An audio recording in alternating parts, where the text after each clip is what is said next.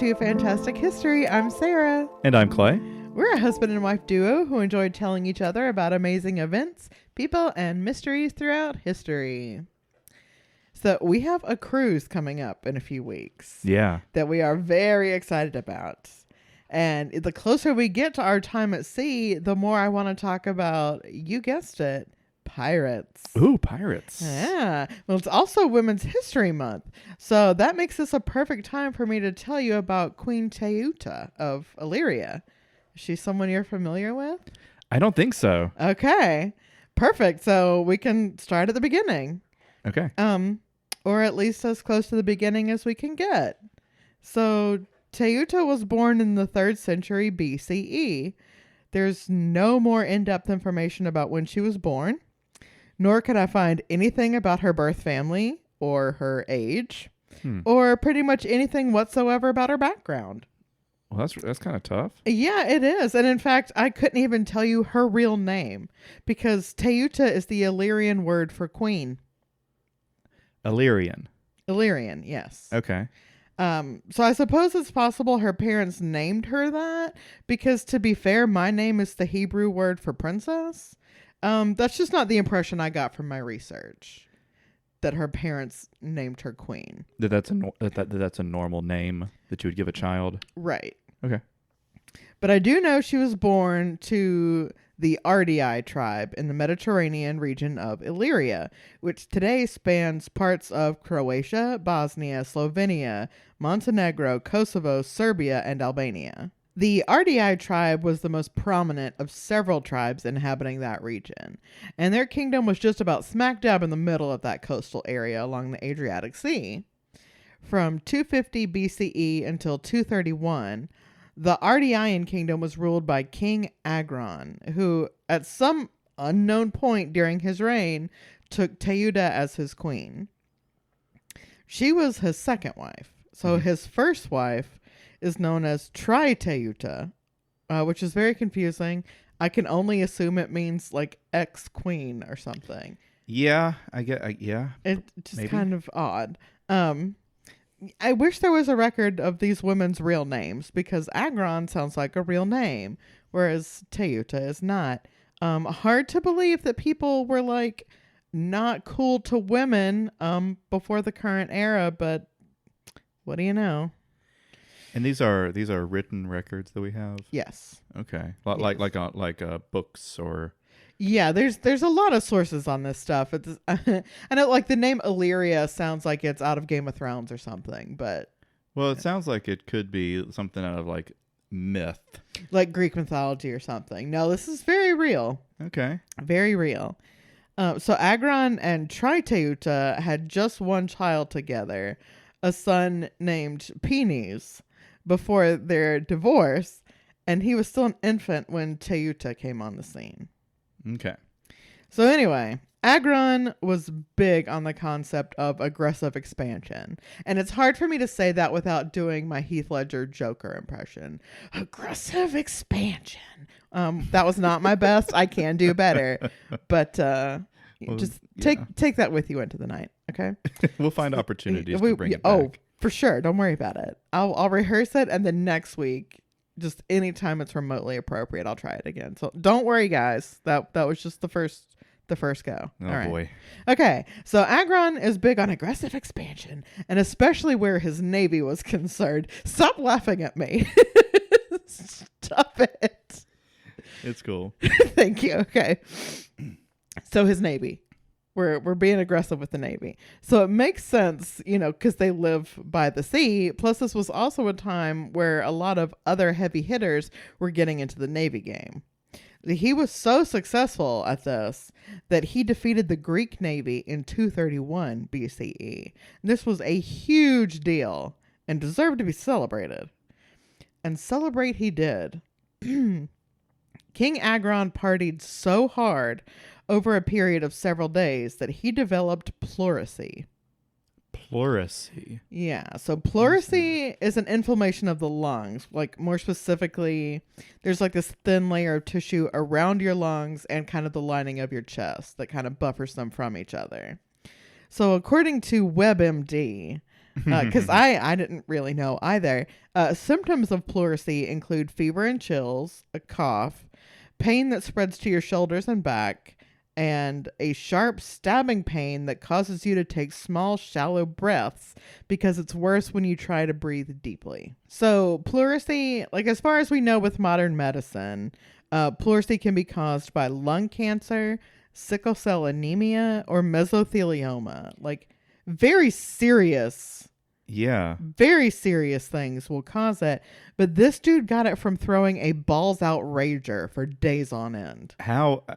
Yes. How? Yes. Mm-hmm. That's all I've got for you. That he was so messed up for so long.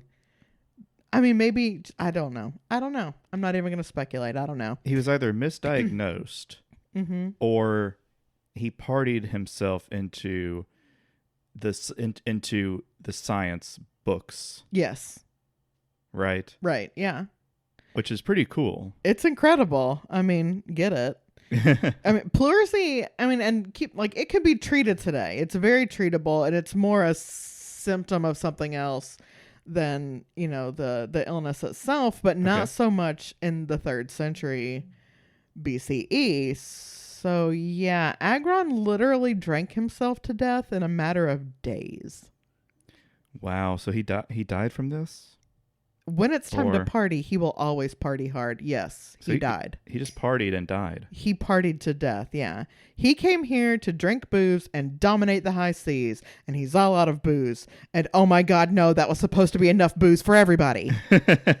So yeah, Agron is dead, and Penis is a baby. Right. That left Teuta as queen regent to rule Ardiaei on her own. She wanted to continue her husband's legacy of aggressive expansion in their kingdom and maintaining their naval status as the pride of the Adriatic.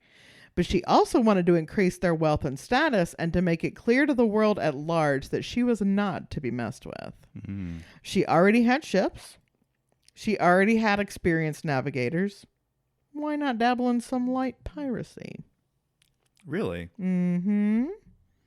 See, now, I don't know about you, but when I hear the word pirate, you think like a Jack Sparrow era, like the golden age of piracy. So somewhere between like the mid 1600s and the early 1700s. Yeah, which at this point was a very long time from the period we're talking about. Very long time away. Like I'm seeing Blackbeard and Anne Bonny, but pirates had been around for thousands of years.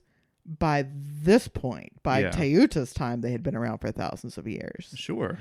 So in the Mediterranean, it had been causing problems since about the 14th century BCE. So around 1200 years at this time, it has been causing some issues. Now, Illyria, as I mentioned, is right on the coast of the Adriatic Sea, which makes it very convenient, not just for the massive navy, but for pirates. The coast there is very rocky and inhospitable to pretty much any kind of farming. So now we're looking at a population who's going to be reliant to some extent on taking what they need since they can't really provide it for themselves.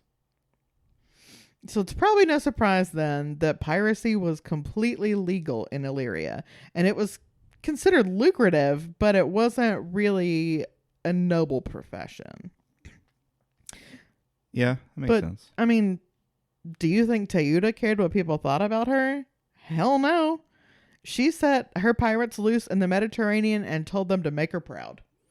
So basically what's happening is she became ruler, and piracy is already legal, I guess as long as they're not pirating their own vessels, right? Right, yeah. And she is now essentially... freelancing these pirates to work directly on her behalf. Yep. So essentially she's upgrading her army. Yeah. To include these this guerrilla water warfare. Yes, exactly. I certainly was, again, like picturing a bunch of dudes on the Black Pearl. Or like that type of ship, like some kind of frigate with big blowing sails and like a super baller looking pirate flag or something. because that's a pirate ship, right? Yeah. But the Illyrians actually designed their own special ships, which were on the smaller side and didn't have any kind of sails. They relied on oars. So this type of ship was called a limbus, and it could hold about 50 people at a time, plus the people manning the oars and a whole lot of loot. So what you should actually be picturing is it's like much closer to a canoe than a pirate ship, like a giant canoe. Yeah. And this made it perfect for sneaking up on ships that were docked in shallow waters to unload their stuff. Well, it sort of reminds me of what I picture as current piracy. Mm-hmm. Just little boats with a motor that's difficult to see, quick, nimble. Oh, yeah. So that makes sense. Oh, yeah. So the Illyrians, they were usually waiting to ravage these ships, like not in the open ocean, but once they were headed into port. So you already think you're safe. You've got your guard down. Like, we're in the shallows now. There's nothing coming for us. Like, we made it home. We're fine. Nah. You're not. You're not. Okay. So, pretty smart. Yeah. And as far as I could find, at the time, they were the only pirates doing something like this. Going like this super sneaky, subtle route. So they were cleaning up. Yeah.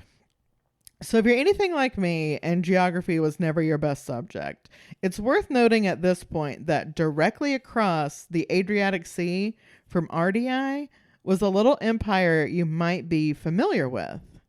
Have you ever heard of Rome? Ah, Rome, yes. Mm-hmm. From the Roman Empire. That's fame. the one. Ding, ding, ding. So Rome was, of course, the superpower of the ancient world. Like, anywhere on the globe, it was the Romans. Theirs is not a nose you want to tweak. So in the years leading up to Teuta's reign, Rome was pretty thoroughly distracted by their ongoing feud with Carthage, the other big bad of the Mediterranean at the time. So this feud erupted in 264 BCE with the start of the First Punic War, which was fought continuously for 23 years. So yeah, Rome was too busy battling it out with their neighbors to the southwest to worry about what little old Ardiaei was doing to the east.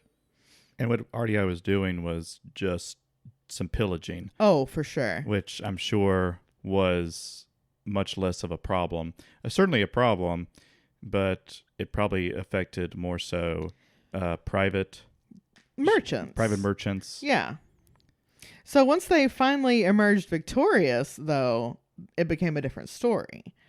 The Roman Senate finally had a lot more time to look over all these complaints from the merchants who were trying to do business in the Eastern Mediterranean, which was actually Rome's most important trade route. It seemed like every time someone tried to make the trip from Italy to Greece to export their wares, they were getting invaded by Illyrian pirates. Oh, dear. Oh, yeah. They tried to be chill about it, even though they were literally Rome and certainly didn't have to be. So in 230 BCE, they sent a couple of diplomats to Teuta to share their concerns about these pirates constantly wrecking their ship.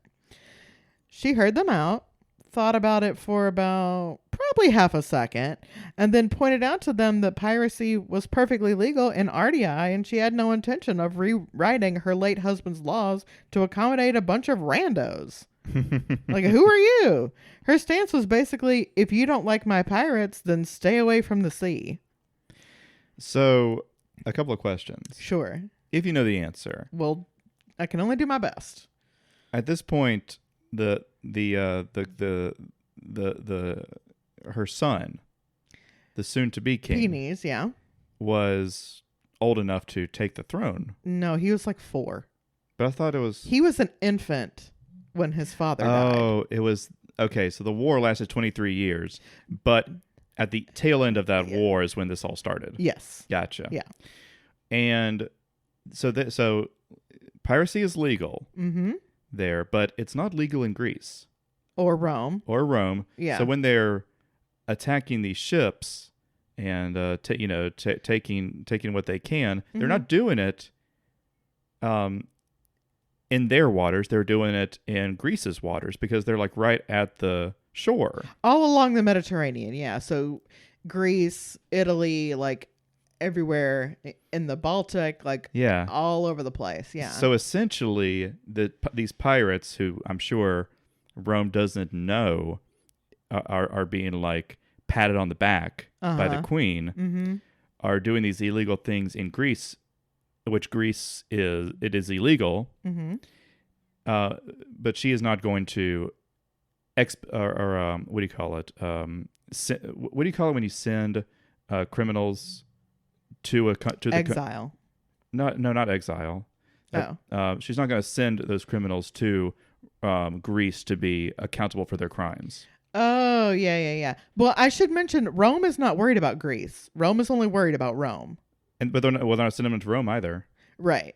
Because it's legal in their home country, but it's illegal in Rome. So really, they should be tried in Rome for breaking Roman laws. Right. In Roman waters. Right. But they're not. Right. Which seems like it would be a pretty big problem. I mean, Rome's not thrilled about it. Nobody's really happy about it. Yeah. Why would you be, I guess? That'd be a weird thing to be happy about. It seems like it would be illegal even if it were... If it was happening. What's the country's name? Extradite. Extradite. That's the word. Sorry. Yeah, extradite. Thank you. Please, you don't have to send your emails. We if I figured get it a out. single @ on Twitter, I will scream. We got to figure it out. Yeah, so they weren't extraditing. Right. Because I wonder if this will be... I'm curious if this will become a bigger problem.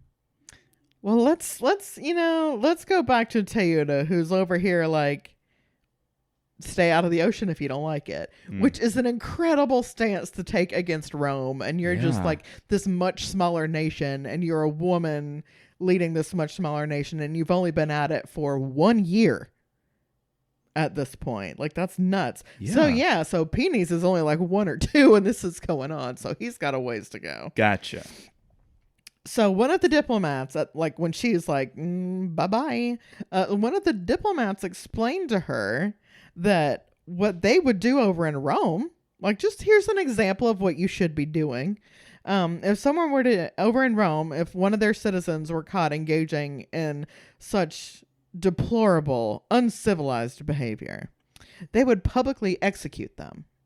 Even if what they were doing wasn't against the law, they're bringing shame to Rome. You're embarrassing us in front of the world, and we would execute you, and it doesn't matter that it was legal here. Even if you aren't willing to change the laws and make this illegal, you shouldn't be seen to be tolerating it, and there should be severe punishment.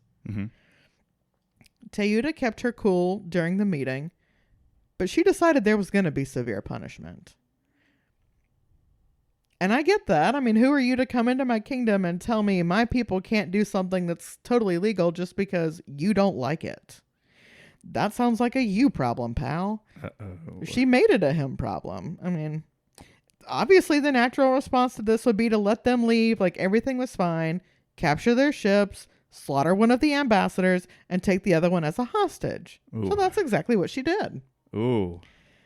It was literally Rome, like ancient Rome, the Romans she was starting up with. And her reaction to this information was basically, and?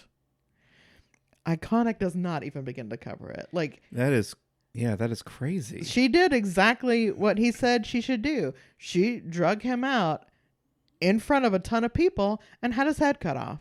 She's like, yeah, you're right. Public execution sounds great.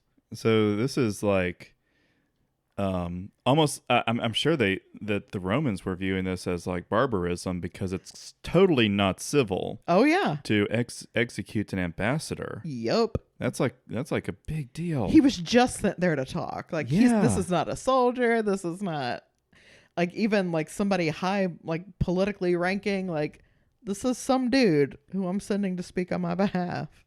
And you send back his head. Mm-hmm. Oh man, this is bad. Oh, it's bad. So, when word of this reached the Roman Senate, they immediately declared war against Illyria. Yeah. Yeah. Their first move was to send 20,000 soldiers on 200 ships across the Adriatic to start doling out the most intense spankings you can possibly imagine. Oh. And it's worth mentioning that Rome didn't have a navy at this point, because why would they? They're like their army. They're not navy. They haven't really needed ships, but they built these 200 ships in a matter of months. That's how pissed they were. Sure. They built a bunch of ships from scratch and sent a bunch of dudes over there to be like, hey man, what the hell? But Teuta didn't just sit around waiting for them to arrive. Like, of course not. She bided her time by stirring up her old rivalry with Greece. She sent a fleet of ships to besiege the island city of Corcyra, which was on the island of Corfu, not far off the coast of Illyria.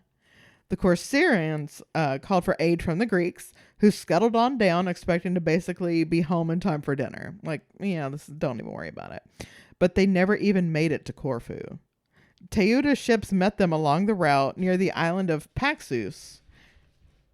Their strategy, the Illyrian strategy, that is, was to tie 4 of their ships together, giving them only 2 vulnerable sides instead of 8.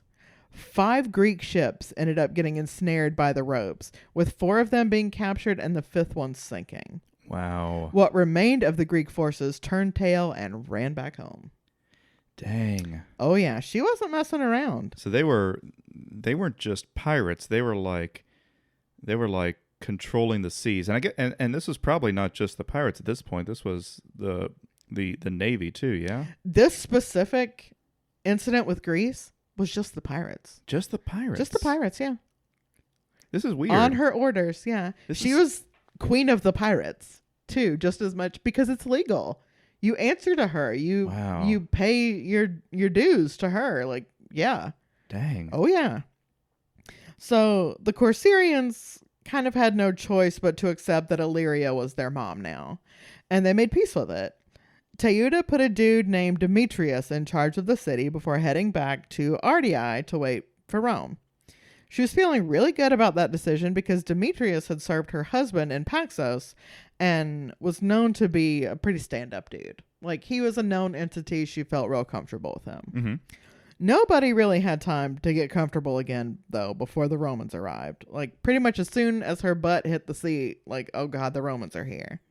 So their fleet landed first at Corcyra, where they won their first victory not through battle, but by convincing Demetrius to betray Ardiaei by joining up with them and telling them all of Teuta's plans. Oh, boy. Oh, yeah. But I get it. I mean, it's literally a horde of Romans. Yeah. I imagine my initial reaction would be to pass out before immediately becoming a turncoat. It's the Romans who just dominated Carthage in the First Punic War. Hello. Yeah. No, ma'am. I get it. I mean, not cool, Demetrius, but self-preservation. Yeah, I'm not gonna cast aspersions here.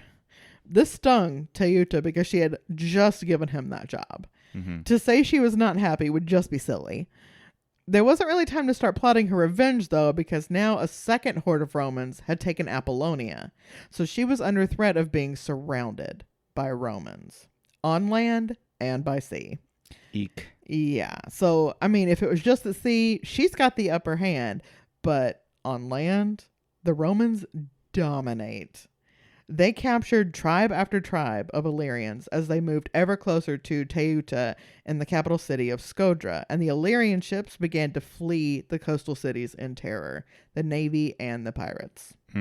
Teuta herself fled to Ryza, which was better protected, and indeed it was around this time that the tide turned and the Illyrians started to beat back the Romans. At this point, amazingly, the Romans withdrew their armies and headed back to Rome, leaving behind some troops and about 40 ships to protect the islands they had captured at the start of the war. Not long after, Teuta sent an emissary to Rome to sign a treaty that restricted the movement of her navy and more or less put a shock collar on her pirates. So, like, okay, we're kind of calling this a draw, but don't make me come back. Yeah. This is not good. Man. She also had to start paying annual dues to the Romans and acknowledge their supremacy publicly. And boy, did she hate that. Ugh. She hated it so much and was so ashamed of her defeat that she stepped down from the throne and returned to live in Ryza instead of the capital in Skodra. To really rub salt in the wound, Demetrius married Agron's first wife, making him de facto king until Peonies came of age. Oh, no. Oh, yeah. There's a nice sense of justice, though, in that after a few years, he decided to take on the Romans himself and was pretty much immediately killed. Oh. Yeah, so fuck him. Legend says that she could not handle her grief and threw herself off a cliff into the sea. But that's really just stories. Yeah. There's no evidence to support that other than word of mouth. It's pretty dramatic. Well, yeah, but Yeah. I mean, most stories from antiquity, unless there's thorough documentation, it's just drama, you know? So this is when she drops off the radar again, with the end of her life becoming as much a mystery as the beginning of it. Nobody bothered to record anything that happened to her after her return from Rome, and her tomb has never been discovered. And this is when, in my research, a lot of people are chalking this up to, a lot of it is misogyny. People back then didn't really want to remember and honor a queen who ruled without a husband. Like, you don't really want to acknowledge that. Yeah. And then, of course, a lot of it is because they lost. And when you lose, people don't really accurately record your history so much, you know? Right. So not only, with her death, basically, it was also the death, basically the golden age of piracy in Illyria. The moment she stepped down, all pirate activity in the Mediterranean ceased for hundreds of years until the inevitable fall of Rome. And that is the story of Teuta, the pirate queen. That is some wild stuff. Yes, it is. I hate that there's not more about her, but, I mean, who was going to write it down? Yeah, and who was going to preserve it? Yeah, it was a long time ago. It was. It's a blessing that we have as much information as we do. Yeah. This is something we come across a lot of the time. Mm-hmm. The farther back you go, the less you have. And what's especially frustrating is that there was probably a lot more that's been destroyed. Oh, for sure. Lost. Mm-hmm. Or whatever. Or it could still exist, but it's just somewhere that we may never find it. Right. Yep. Her body is somewhere. Yeah. It's just never been found. Well, I guess, what if they find it on the bottom of the ocean at the cliff she jumped off of? There'd be no way to know it was her. So maybe it has been and we just don't realize it. Yeah, I don't know. Who knows? But that is a pretty interesting story. Oh, thank you. Did Peonies ever become king? Who cares? Oh. I would imagine not. Just because there was Illyria fell not long after that, you know. Yeah.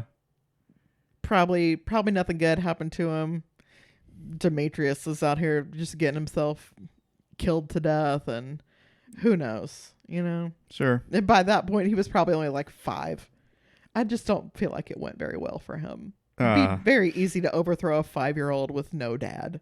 Yeah. Just, just what can you do? Yeah, not much. Really, it's a very long time ago.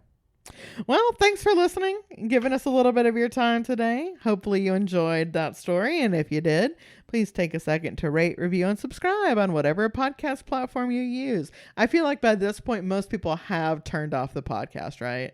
Yeah. Most people, as soon as you hear, thanks for listening, you turn it off. Yeah. So, what's some hot goss you learned this week? Have you learned anything cool? Well, if you're listening to this on time, and actually this would be old news even if you're listening on time, but a huge bank just failed. The Silicon Valley Bank just basically collapsed. Womp womp. And on Monday things will probably change dramatically, so when this comes out on Tuesday, that'll probably be completely different. But yeah. That's the only hot goss I have. Melanie might have seen a UFO last night coming back from her brother Gerard's house. She saw what she thought she said it looked like a green meteor, but it was way too low in the sky to actually be a meteor. So she looked it up and she can't really find anything. Oh my God. I You've know. heard it here first, folks. And Gerard was like, well, just check Tom DeLonge's Instagram. He's on the case. Oh yeah, he's on it. Well, speaking of Instagram, guys, if you're still listening, check us out. Instagram, Twitter, on both of those, we're at Fantastic H Pod. You can also drop us Clay shaking his head at me. It's terrible. Hey man, if you turned it off before we were done, that's on you. It's true. It's all your fault. If you are still listening, you can drop us a line at fantastichistorypod@gmail.com. Until next time, yo ho. Bye-bye.